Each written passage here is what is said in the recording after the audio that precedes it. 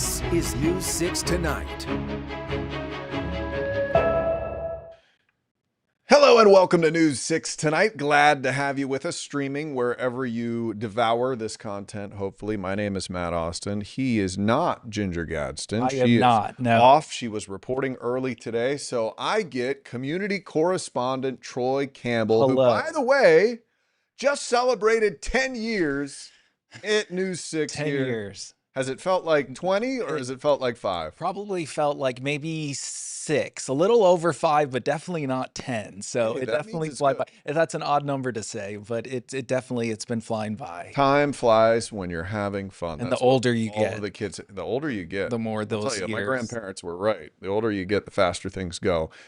And the stranger things get, because we have a weird story that just wound up on our doorstep. This one surprised me. So it all starts in Kentucky. There's this guy, he was accused of fatally stabbing a 6-year-old, but then was found not guilty by reason of insanity. He ended up still getting sentenced to 20 years because he stabbed a 6-year-old and members of the child's family. I mean, a very gruesome story. Out of that 20-year sentence, this guy only served 7 years. He then gets out of prison and he has moved to Marion County with some family members who, by the way, also happen to live right next to a school. And he never alerted authorities that he was going to be moving, which is a part of his deal. And so your community correspondent, Stephanie Rodriguez, is going to give us the details on this story. I'm Stephanie Rodriguez reporting in Marion County. A man authorities say stabbed a 6-year-old to death in Kentucky in 2015 is behind bars here in Marion County after the sheriff's office says he failed to register as a felon. Marion County deputies arrested Ronald Exantis on Wednesday at the home he had moved into after being released from prison in Kentucky. The 42-year-old served less than half of his 20-year sentence for attacking a little boy and his family in 2015.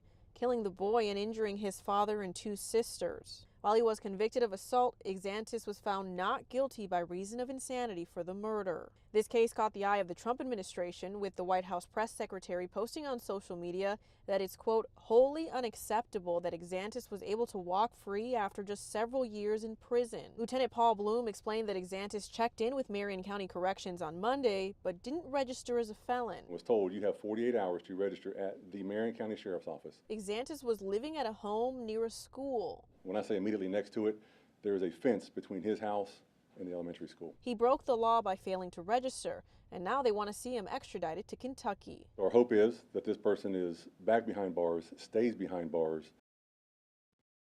So much like a lot of stories in Florida that happen like this is getting that national attention. The White House press secretary talking about how could a child killer walk away with such a brief sentence of only, she said several years, but a 7-year sentence served out of 20. And you cover crime a lot, Troy. Cover a lot of crime, Even just today, we were covering. There was an update yesterday. If you watched News 6 at 6 yesterday, we broke a settlement that they reached of $1 million between the case of a family of a man versus Orange County Sheriff's Office. This happened in August of 2020. Salathis Melvin. And he was shot by a deputy, James Montiel. And then they brought that to court and they reached a settlement. So I spoke with the attorney today, and there was something else added to that settlement that was very important for that mother to be included that wasn't money. So super interesting if we want to take a look at that. We spoke to the family attorney who says the settlement was years in the making, and now it's a step towards healing for the family. So July 25th, we reached this settlement. Tell me kind of what led up to that final moment. Well, it was the final moment actually was multiple moments. Attorney Carlos Haynes represented the family of Salathis Melvin in the $1 million settlement against the Orange County Sheriff's Office following the 21-year-old shooting death in August 2020. Haynes says Melvin's mother, Michelle McKee, could have gotten more money from the settlement, but it was important for her to receive a handwritten letter from James Montiel, the now former deputy who shot and killed her son. How important was it to Melvin's mother to get an apology letter? It was more important than the money. I'm glad you asked me that, because I want to clarify that she left money on the table.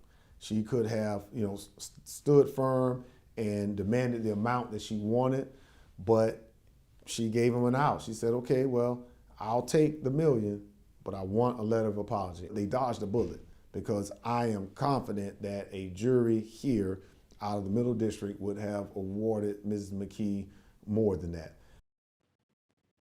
So it's an interesting story. So take me back a little bit, give folks a little background. This was one of those situations where Salathis Melvin was running away, He right? was shot in the back. Shot in the back by police officers. They said he had a gun on, or a gun was found. Remind me. That they said that he had a gun on him and that he was allegedly reaching for this gun when he was shot. And then the attorney tells me there was a discrepancy between the statement on site or on scene. He said that the deputy said that Salathis was grabbing for the gun. And then he said in statements after said that he actually had the gun pointed. So that's why he said they wanted to bring this to a jury and let a jury decide. And he felt like maybe they could even get more. But again, the family just looking towards healing. And we heard how it's so important that she just gets that letter where he apologized. So he was legally cleared, but whether how he feels morally on the situation that happened, they got that letter of apology. Yeah, in the end, he wasn't, Montiel was not charged or he wasn't found guilty of anything. We definitely need to say Correct, that. yes. It's interesting the way this letter comes about. It's never going to be released to the public. In fact, according to the lawyers, it's not allowed to be released to the public. Meant to keep private for the family, for the mother, so they can feel like they have that genuine thing that they can have to try to get some closure. Yeah. Yeah. And let's hope they get that. And at least they don't have to go through And any the sort of attorney trial and all the that. attorney did say that the mother, when I said, how is she doing today? He said she feels like this is one step towards closure. This is one of the first steps that they've had, some sort of admission they feel and some sort of vindication for their family. Yeah, they wanted some sort of apology, and she got that at least. So Troy Campbell here, again, I said he's got a decade in this market. He does really great work for us here at News 6. It covers a variety of stories. Let's take a little look at what Troy does here. Did you really take hundreds of thousands of dollars? Are you innocent of what's being accused of you?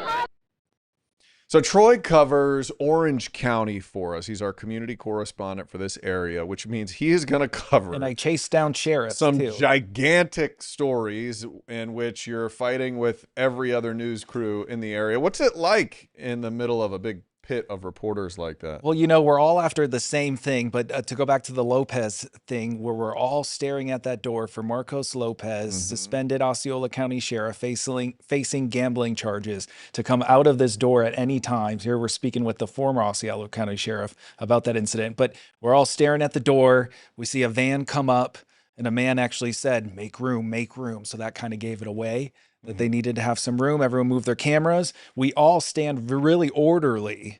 But I'll tell you, as soon as that door opens, it's pure chaos. Right. No matter what we tried to do, no matter how much we're trying to respect each other, it gets really quick. There's you with Anna Escamani. Talking about the homeless. We were one of the first to break how they have a bus where they're sleeping homeless people on at night, moving that around, that in the Soto district. Yeah. So tell me, Troy, so this is an interesting area for you to cover. A lot of big stories happen here. What do you find is the most interesting part about covering stuff here in Orange County? Well, I think in Orange County currently right now, I think you get the craziest crime things that can happen. We always follow breaking news, which is you never know what you're going to get. There's always a twist, always a tie. I would say it feels really nice to see people at commission meetings when it's their time for public comment to talk about issues that are important to them. Like this week, I spoke with a woman she's in Orange County. She lives off of Chuliota Road, and she doesn't want to see a development being built next to her house. So she filed a lawsuit against the state, but she shows up at these commission meetings, just like when we see issues with flooding. People who just show up, they're just a regular person. They let their voice be heard. And then we love to give those people a platform. So those are the people that we love to see in those meetings. Ask them, so flooding's an issue. Let's see your house. Let's show it.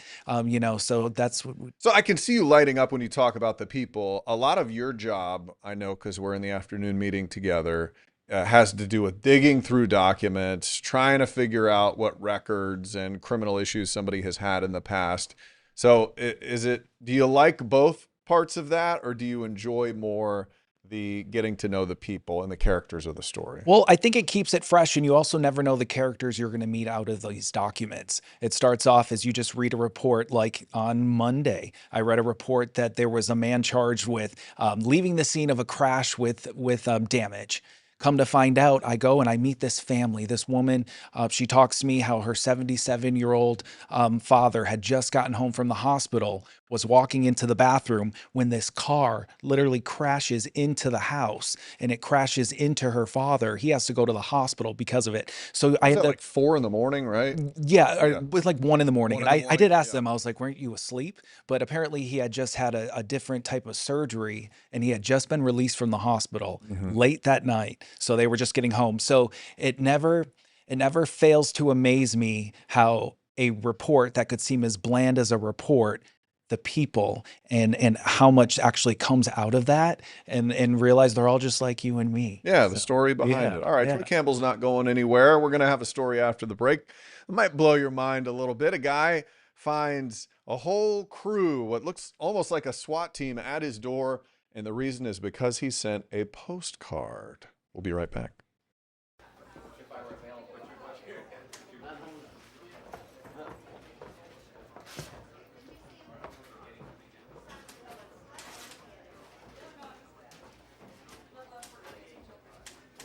Yeah, and he got the link from the sheriff just a little while ago, I think. So we'll make sure we have that for News 6 tonight.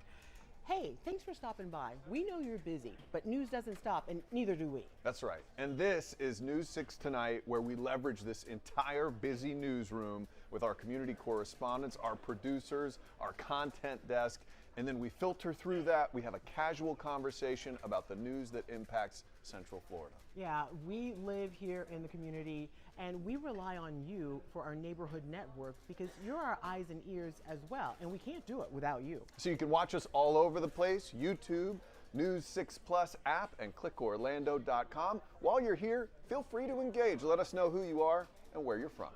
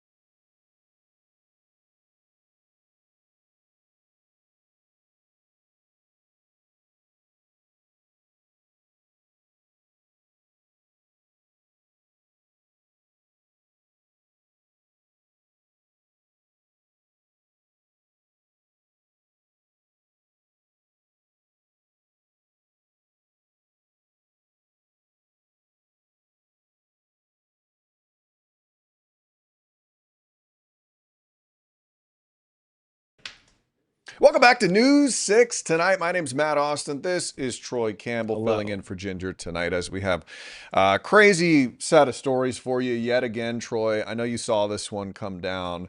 A guy from Largo, Florida. By the way, good to see you tonight, Sue. She is Sue. up in Nova Scotia. Nova Scotia. She's even farther north. This is a Wisconsin guy. I was going to say I'm from the cold, but you're from the cold. She has you beaten, Yes. that's for sure. So a Largo guy has law enforcement show up at his door. This happened on Wednesday. They said, hey, did you write this postcard? Was this written by you? Yes. He looks at it and he says, yes, I wrote that to our state CFO, Blaze Ngolia. And on the postcard, he says, this is what it says: you lack values. Obviously, he was mad at the state CFO, sent him a postcard, which is kind of a random. Mad about his values. Yes, mad about the values. And so your community correspondent, Mike Valenti, spoke with Blaze Ngolia about this today and why law enforcement would show up at somebody's door just for sending a postcard. Well, we were told not to broach this topic, but a lot of people are talking about the visit to Largo by police officers, the individual who, according to his wife, wrote that you, sir, lack values. Did you know anything about that visit? Do you care to comment on? Yeah, look, we sent out a statement. I had no idea. I did not see the postcard. I had no idea that they were looking at the postcard and looking at the background. I had no idea that they were visiting. So none of this was, but I do understand that law enforcement, their job is to make sure that we are protecting the elected officials. The rest is in a statement. We can get a statement to you. Do you think that message constitutes a threat? You lack values? I didn't see it. I don't know what was on the card. I don't know. Values. Yeah, but I'm sure that's not the only thing. I don't know what prompted the investigation. But what I can tell you is I did not order the investigation. I had no idea the investigation was going on. That was our exchange with recently appointed state CFO Blaise Ingoglia, just hours after Florida Vietnam veteran James O'Gara spoke to WTSP in the wake of law enforcement showing up at his home. There's some cops at the door, and he said, did you write a postcard? Well, did you write this postcard? And held up his phone and showed me the postcard. And I said, yeah, I exercised my First Amendment rights. So at that point, he starts to understand what's going on here. Well, Ingoglia says he had no idea. He says he had no Nothing idea, about this. didn't push the investigation, says he never even saw that postcard. But it's hard to... So they say it only said you lack values on the card. That's what he says. It did not involve a threat. I didn't see the actual card in this story, so I'm always hesitant to make judgment calls. And it's a very on that. specific agency to respond. Right. It was the financial crimes yes. police, and the local police confirmed that. They did. That it was with them. Mm-hmm.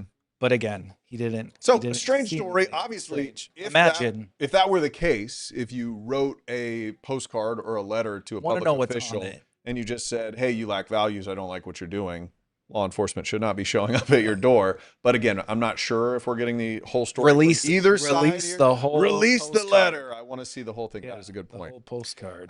Big story of the day locally, though, flooding issues. Yeah. Many of our local counties have been worried about this day in particular coming up. There's a mix of issues. Usually rain is the big indicator for flooding around here, but in this case we have king tides and we have this wind that Jonathan Kagas has been trying to explain to me all week of how the wind, two things the going wind on, and the tides are really messing up people on the coast. So our community correspondent, Catherine Silver, she spoke with neighbors about this issue today. Florida Shores is underwater again. It's completely flooded. Inches of water in there in my laundry room. This is the third time Juanita LaGreca's home on Mango Tree Drive has flooded in the last 3 years. She waded through the water to show us the worst of it this time. Around the whole outside of my house, every wall is sopped. I had to take up all my area rugs. When Hurricane Ian hit, homes here were inundated with water when a record amount of rain clogged up the city's systems. If you would have drove down the street in 2022, there was mountains of trash of everybody just throwing their possessions out. We can't keep doing this. We need help in Edgewater. This week, the city says the high tide has significantly reduced the drainage capacity. Police are blocking off roads where the rain Friday only added to the already saturated streets. For many, it's a race against time as the waters rise. It'll just be a few hours and it'll be up this way if the rain continues. Eileen Green was watching her cameras at work and rushed home. Back the cars in, get them up as far as possible. And then we'll tarp and we have our sandbags. This continuous rain, as it will continue, by tomorrow, there'll be many more of us under. Troy, I know you have reported in that particular neighborhood. I have What are your walked thoughts? those streets and spoken with those people. So something that you got to watch out for in that video is how I called out how flat some of the ditches are. So they're spending a lot of money right now in that city to go through and re-dig these ditches and dredge them out just so this water has somewhere to go other than creep up your front yard and into your house. And also new subdivisions is a concern for people in that area, especially when these new subdivisions are being built at a higher elevation. And in the Florida Shores neighborhood, there is a new subdivision that's being built right next to it. And the people who live there, they're trying to stop it. And they showed up to, I've sat in their flood meetings where they've all showed up and they've all just said, as you heard, the people in there saying they've had enough. They just do not want to go through another flooding storm. We've had so many of those stories in which there are folks dealing with flooding issues, and then they point over, here are our new neighbors, and you see this berm And that's about 5 feet above them. This specifically, I've stood out there and we've recorded stuff where you can stand at the end of the street, and then if you look up to where they're building the new subdivision and they put a fire hydrant, you see it comes up several feet higher than where this is. So when water needs somewhere to go, there's gravity. It's not what you want. Rail Stalker saying king tides can be the worst. Thanks for joining us. Rail Stalker, good to have you tonight. Let's check in with our meteorologist, Jonathan Kegis. He's been warning us about these flooding. At times we've had flash flood warnings this week. Yep. Do we feel like this issue is going to calm down for us from here on out, hopefully, as we dry out? No, I don't. Actually, it's going to get worse over the next 24 hours. So that's the whole wind thing that we were talking about. So that's the difference now. So the flood threat on the coast is going to stay elevated, and that's without the rain. So it's going to be sunny on Saturday and sunny on Sunday, but the ocean's still going to come in. Now, the flooding that we had today, at least in Palm Bay, that's obviously further inland, that was because of the rain. I know it's super confusing that we have kind of dual flood threats, one if by salt, one if by freshwater kind of deal. But anywhere from 4 to 7 inches of rain fell overnight and this morning in parts of Volusia and Brevard. That caused that type of flooding. And then this is the deal that we're looking at for the saltwater flooding. So this is one of the tidal gauges that we have. This is one at Port Canaveral here. This afternoon, we had a new crest of about 5.76. So that's how high the tide came in. And we're expecting ones to be on that order of magnitude. That's about 2 to 3 feet above normally dry land. So that's the deal that we're going to be dealing with really through the day tomorrow and then through the first part of Sunday. And then I think we get through it. Coming up at 9:30, we're going to talk about this. We're going to go over the next couple of high tide cycles and then the payoff, guys. Fall. It's here. Season. Give it to me. What are going to be the overnight lows, Jonathan? Give me a little taste. Starting on Sunday. Okay, starting on Sunday. 60s. Sunday morning or Sunday night? Sunday morning. So Okay. Saturday night. Saturday Okay. night. So fire pit weather starts Saturday night. I like it. 60s? 60s for the first time 60s. in 147 days. Wow. That is a record. That's that crazy. Orlando's not fallen into the 60s. It's wild.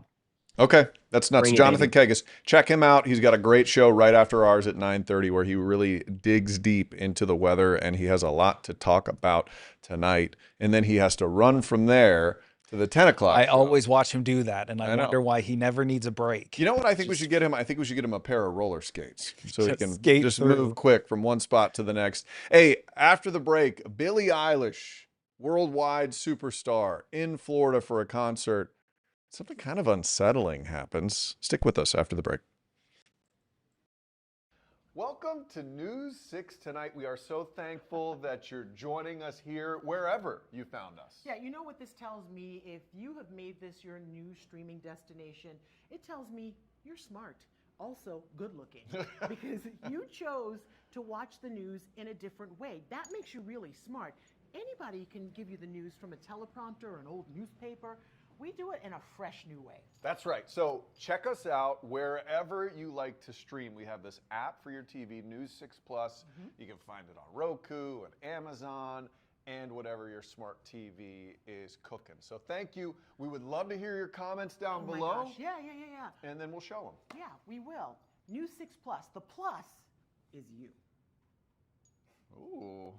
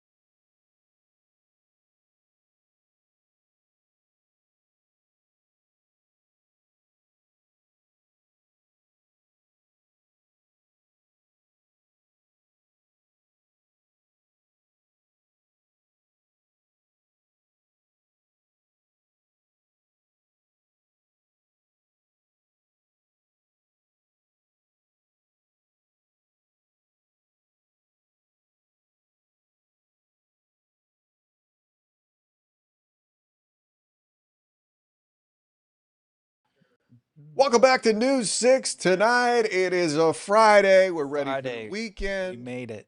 Maybe you're going to attend a concert. Well, a concert with a Miss Billie Eilish. You a fan? Yeah, she's very eclectic. Very eclectic. Very eclectic. She is. She has some songs sound like it's a complete different artist to sing. Yeah, she's pretty heavy on the auto tune. It's Then there you go. I think is that safe to say. She's the new Britney Spears in that fact. So she was performing a concert in Miami. She's up on stage, and then she decides to make the bold move to walk down, get close, get a little close to the audience, and she's walking through when somebody yanks this girl like a sack of potatoes, pulls her over. Take a look.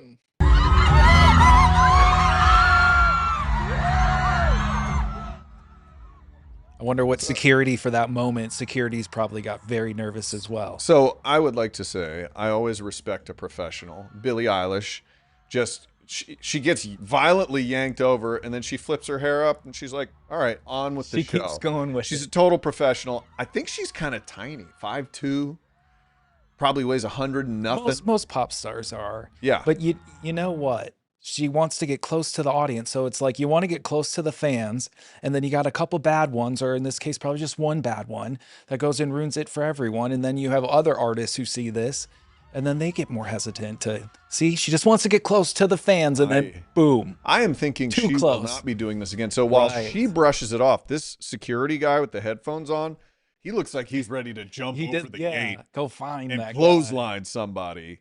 I wonder if so they did ever locate who exactly did that. I'm sure they did. I have not seen the update on that part of the story, but Billie Eilish is fine. She's probably fine. never going to come back to Miami We can again. report she's fine. Yes. Way to she's go, okay, Miami. and a total pro. Way to do it. That is right. Like She just somebody kept attacking going. you right now, and you just going on with the show. That would be amazing. Have yourself a great weekend. Thanks for watching News Happy 6 Friday. tonight. Troy Campbell, thanks for Thanks joining for us. having me. Really nice, and you have a good one. We'll see you on Monday.